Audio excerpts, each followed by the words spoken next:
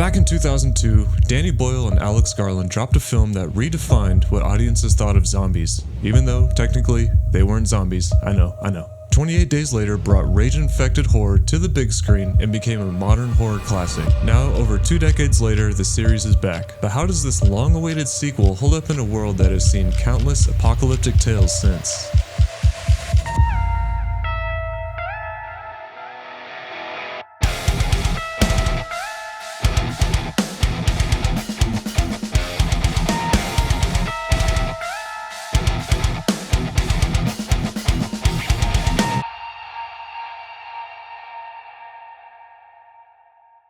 What's up everyone, I'm Trap, and I love talking about movies, and as you've rightly assumed by the title of this video, today we're chatting about 28 Years Later. This one is directed by Danny Boyle, returning to the world he helped create, with Alex Garland back on the writing side as well. That reunion alone had horror fans buzzing, but the real question is, can lightning strike twice after all these years? The film jumps forward almost 3 decades since the original outbreaks, where humanity has attempted to rebuild in the shadow of what happened, but the British Isles are still quarantined off. It's here that we meet our main characters, living in a village separated from the mainland by a causeway that gets flooded by the tide. We meet a father, Jamie, his sick wife, Isla, and their son, Spike.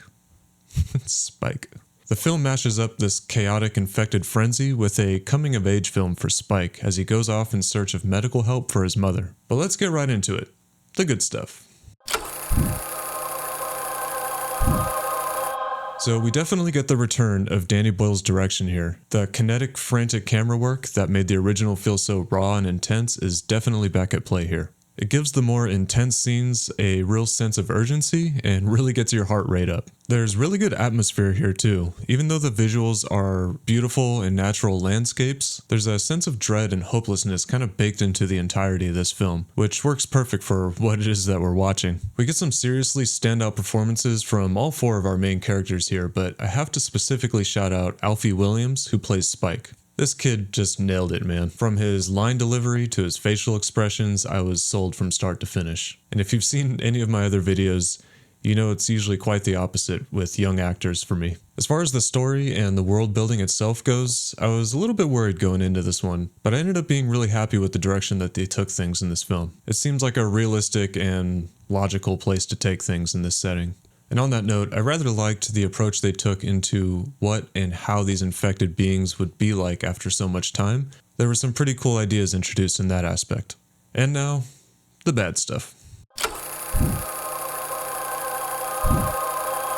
There's some really odd visuals edited into this film. I guess it's been a while since I've seen 28 Days Later, maybe they're continuing on with approaches made prior, but in the first half of the film we get a lot of very distracting visuals spliced in, which seem maybe artistic at first, but actually started bothering me after a while. It felt like they were continuously taking me away from what was happening in the moment of the story. There were some odd soundtrack choices here as well. Probably, again, something carrying on from the first film. I don't remember that specifically. And it wasn't anything bad, but it was just enough to take me out of the moment of the movie and actually think, well, that's a weird song to be playing right now. The design of our typical infected here didn't really hit me the same as they did in the previous movies. I understand the necessity of that choice and why it's in place, so I'm not dogging the movie for bad choices or bad design. It's just something I personally didn't really care much for. So overall, I think if you're a fan of either or both of the originals, this one is definitely worth a watch. You get an expansion of the lore, but I'd have to say it's really a 50-50 chance whether you're going to love this movie on your first watch, depending on how diehard you are for the original. For me personally though, I had a great time watching it. I'm pretty excited they're already in talks of, I think, 2 more sequels to carry this on. This movie's got some great kills, some really intense moments, some nice visuals, and some great acting to really make this thing memorable. So I'm going to give this movie a 4 out of 5. It's a seriously solid movie. Is there things I would have liked to have learned more about? For sure. And I'm typically not a fan of this, well, we're getting sequels, we'll just learn more about the lore then kind of approach to films, but it wasn't missing enough to disappoint me by any means. By the way, if you've seen the film, stick around as I'm going to be digging into a spoiler chat here in a moment. And hey, that's just me. what did you think about 28 years later? Did it hit all the right notes and expand in a way that you're excited about? Or was it simply just not the original enough to disappoint you? Let me know down in the comments. Let's chat about this. If you're new here, welcome. If you enjoyed this, please like and subscribe. It would really help this small channel grow. I'd really appreciate it. And with that, from here on out, I'm getting into spoiler territory. So if you haven't seen the movie, there's your warning. Go check out the movie and come back and hear my more specific thoughts. Well, holy dirty dongs, Batman. I gotta just say, do you really think it was the heightened intelligence and strength that made those alphas? Hanging. Anyways, yeah, back to the design of the Fast Infected I mentioned earlier. They didn't quite give me the chills like they did back in the first two films, and I think it honestly just comes down to a lack of clothes. Like I said, I get the decision, I understand the necessity of it for how long they've been the way that they are, but it seriously felt like I was watching angry cavemen and cavewomen or South American indigenous tribes people running around. I think a lot of the intensity from those first two films comes from the fact that they're just everyday people. They got the red eyes, they're puking blood and running as fast as they can to rip people apart. Again, I get it.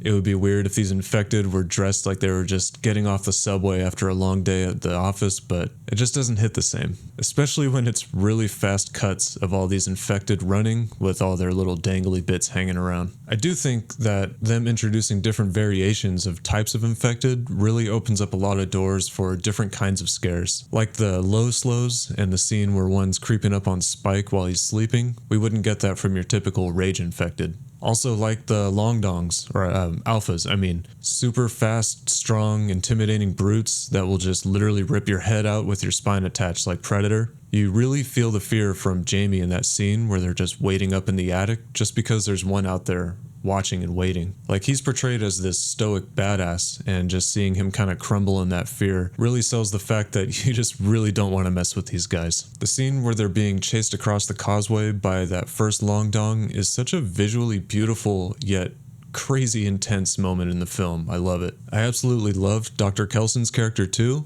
It was really nice seeing a nose on Ralph Fiennes, and I feel like he was cast perfect for that part. In a wild land that's filled with chaos and terror, he really makes you feel home and welcome in his little area that he's got. The way that he helps Spike and Isla too was really rewarding for me, because from the first moment we see him, I figured it was going to be like the typical outsider character we get in all these types of films, where he's just going to try and kill them in their sleep for his weird beliefs or rituals or something like that. And it turns out he's just a lonely, misunderstood, and intelligent guy. So besides all the weird and ultra distracting visuals we get spliced in early on, I didn't really have many gripes with this movie. And then we get to that last scene where we finally see Spike showing his growth and he's doing his own thing. We get, I don't even know, man, tracksuit Power Rangers? What? I get it was Jimmy, the kid from the beginning, whatever. Even to have a gang of badasses going around and hunting infected is cool, but what? I felt like my TV was hacked and I was being messed with. I guess this is what we have to look forward to in the coming sequels. Hopefully there's some redemption with the characters or story or something like that, but as of right now, not a fan of that ending, like at all. I'm not even sure what else to say about it, honestly. It was just extremely unexpected, but I guess we'll see in the next one. Alright, that's all I got. Again, if you enjoyed this, please like and subscribe. I'd really appreciate it. And remember, if there's a naked guy waiting in the dark to catch your position, don't move. See you guys next time.